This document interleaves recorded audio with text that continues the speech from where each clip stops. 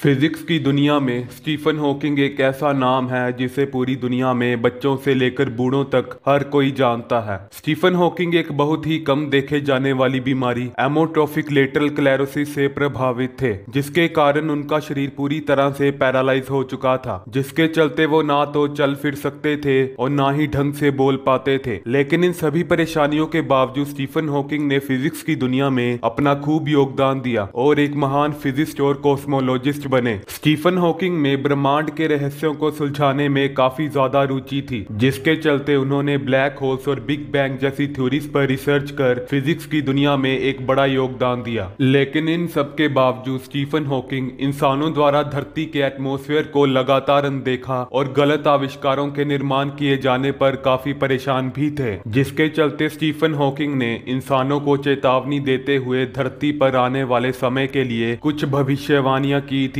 जिनमें कुछ भविष्यवाणियां तो सही साबित भी हो रही हैं। आइए आज की इस वीडियो में स्टीफन हॉकिंग द्वारा की गई 3 सबसे खतरनाक प्रेडिक्शंस के बारे में जानते हैं, जो अगर पूरी तरह से सही साबित होती हैं तो धरती पर से इंसानों का खात्मा होना निश्चित है। The earth will become a ball of fire. 16 अक्टूबर साल 2018 में स्टीफन हॉकिंग द्वारा लिखी गई किताब Brief Answers to the Big Questions में धरती के विनाश और कारण को लेकर इंसानों को कड़ी चेतावनी दी गई है। स्टीफन हॉकिंग का कहना था कि जिस रफ्तार से धरती पर इंसानों की आबादी बढ़ रही है और जिस तरह से सस्टेनेबल डेवलपमेंट को इंसानों द्वारा लगातार अनदेखा किया जा रहा है, वो दिन दूर नहीं है जब धरती पर साफ हवा पाने के लिए इंसान एक दूसरे से ही लड़ रहे होंगे। साल 1970 में एक ब्रिटिश इकोनॉमिस्ट बारबारा वाउड और फ्रेंच माइक्रोबायोलॉजिस्ट रेने डुबोस ने पहली बार सस्टेनेबल डेवलपमेंट का कॉन्सेप्ट जारी किया था, जिसमें इंसानों को अंधे तौर पर प्रयोग कर रहे नेचुरल रिसोर्सेज जैसे कि पेड़, पानी और क्रूड ऑयल का कम से कम उपयोग करने के लिए कहा गया था। सस्टेनेबल डेवलपमेंट का अहम उद्देश्य आने वाली फ्यूचर जनरेशन के लिए पर्याप्त नेचुरल रिसोर्सेज को बचाकर रखना था, जिसके चलते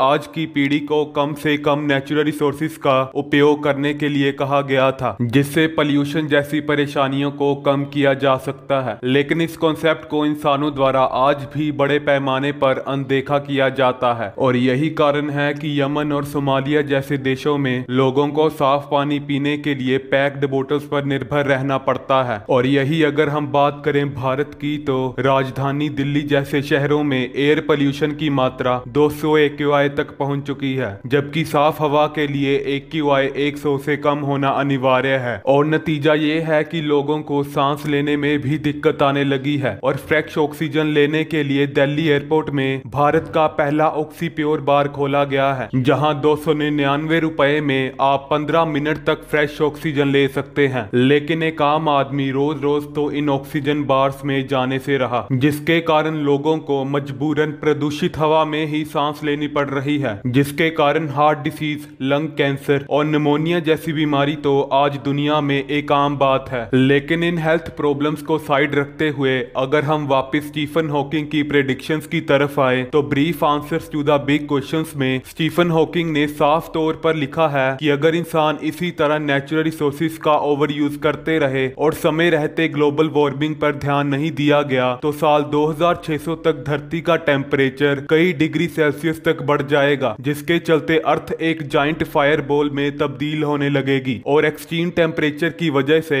डायनासोर्स की तरह ही इंसान भी धरती से विलुप्त हो जाएगा। इतना ही नहीं, साल 2017 में BBC डॉक्यूमेंट्री एक्सपेडिशन न्यू अर्थ में स्टीफन हॉकिंग ने पूरी दुनिया को चेतावनी देते हुए यहां तक कह दिया था कि अगर इंसानों को अपना वजूद कायम रखना है तो आने वाले 100 सालों तक किसी दूसरे प्लेनेट पर कॉलोनीज का निर्माण करना जरूरी होगा, नहीं तो धरती से ह्यूमन एक्सटिंक्शन को कोई रोक नहीं पाएगा। लेकिन एक अच्छी बात यह है कि नासा और पूरी दुनिया के वैज्ञानिक पहले से ही इस मिशन को शुरू कर चुके हैं। नासा यूरोपा क्लिपर मिशन और मार्स सैंपल रिटर्न ऑलरेडी इस मिशन पर काम कर रहे हैं और आने वाले कुछ सालों में European space agency, Canadian space agency और नासा की तरफ से जेम्स वेब स्पेस टेलीस्कोप को लॉन्च किया जाएगा, जिसकी मदद से अलग अलग प्लैनेट्स के एटमॉस्फेयर की अच्छे से जांच की जा सके सकेगी। इस रिसर्च का मेन फोकस मार्स, यूरोपा और एनकेलेडस जैसे प्लैनेट्स पर होगा, क्योंकि वैज्ञानिकों का दावा है कि इन तीनों ही प्लैनेट्स के पास माइक्रोबियल लाइफ को सपोर्ट करने का पोटेंशियल मौजूद है, और अगर ऐसा संभव हुआ तो इंसानों को विलुप्त होने से बचाया जा सकता है।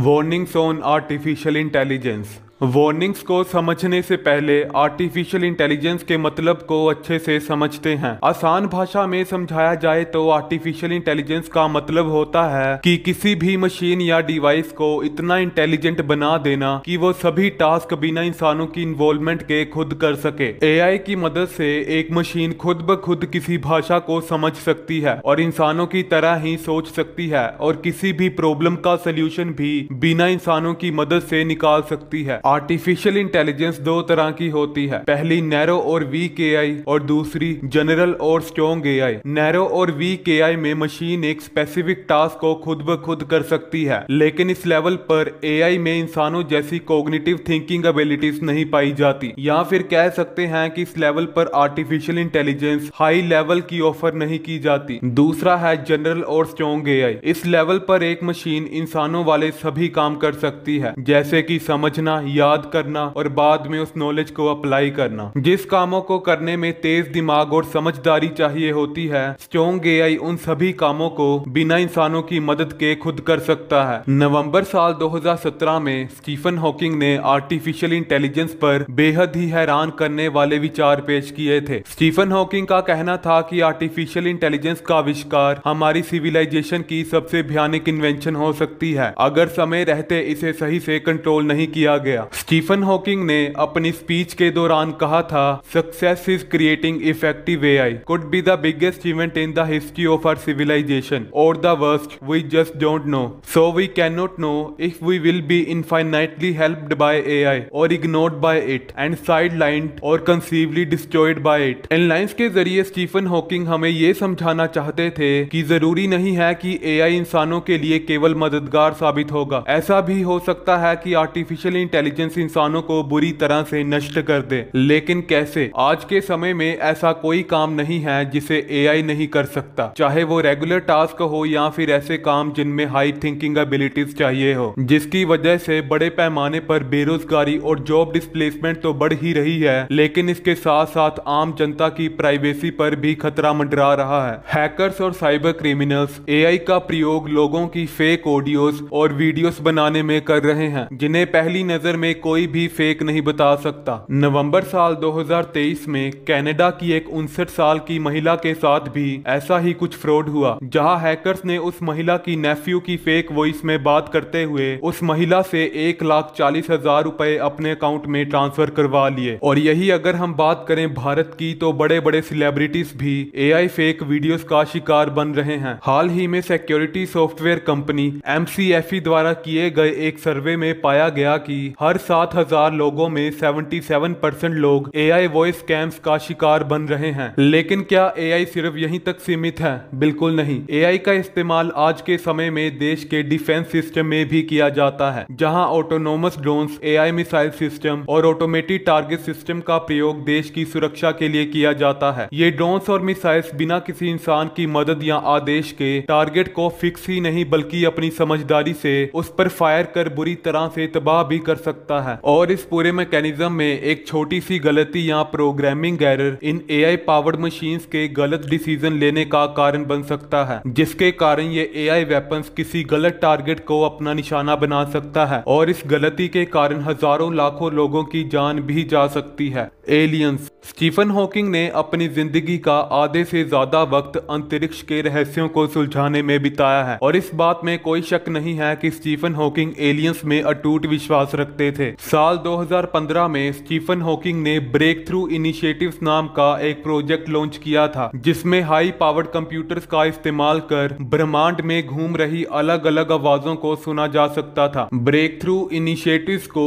Search for extra terrestrial intelligence की रिसर्च को बड़े पैमाने पर प्रमोट करने के लिए इंट्रोड्यूस किया गया था। सेती में वैज्ञानिकों द्वारा जाइंट रेडियो टेलीस्कोप्स का इस्तेमाल किया जाता है, जिनमें ये रेडियो टेलीस्कोप्स अंतरिक्ष में मौजूद तरह तरह की आवाजों को रेडियो सिग्नल्स के तौर पर पकड़ते हैं। इन रेडियो टेलीस्कोप्स को धरती के अलग अलग हिस्सों में लगाया गया है और ऐसी जगहों पर जहां इंसानों द्वारा कम से कम पहुंचा जा सके, और जिससे ये टेलीस्कोप्स धरती के रेडियो सिग्नल्स को नहीं बल्कि अंतरिक्ष के रेडियो सिग्नल्स को वैज्ञानिकों तक पहुंचा सकें। अंतरिक्ष में तरह तरह की आवाजें अलग अलग फ्रीक्वेंसीज में मौजूद हैं, जिनमें कुछ नेचुरल हैं और कुछ नॉन नेचुरल, और वैज्ञानिक इन रेडियो टेलीस्कोप्स की मदद से नॉन नेचुरल फ्रीक्वेंसीज का लगातार पता लगाने में लगे हैं। साल 1977 में यूएस की ओहियो स्टेट यूनिवर्सिटी में बिग ईयर नाम के रेडियो टेलीस्कोप ने बेहद ही हैरान करने वाले एक सिग्नल को पकड़ा था। वैज्ञानिकों के मुताबिक इस सिग्नल में वाओ नाम की फ्रीक्वेंसी को 72 सेकंड्स तक लगातार सुना गया था। इस सिग्नल को सैगिटेरियस कॉन्स्टेलेशन से पकड़ा गया था। सैगिटेरियस ढेरों सारे तारों का एक समूह है जो देखने पर कुछ ऐसा दिखता है जैसे कोई इंसान तीर कमान चला रहा हो। इस सिग्नल को दोबारा पकड़ने की लाख कोशिशें की गई, लेकिन उस दिन के बाद से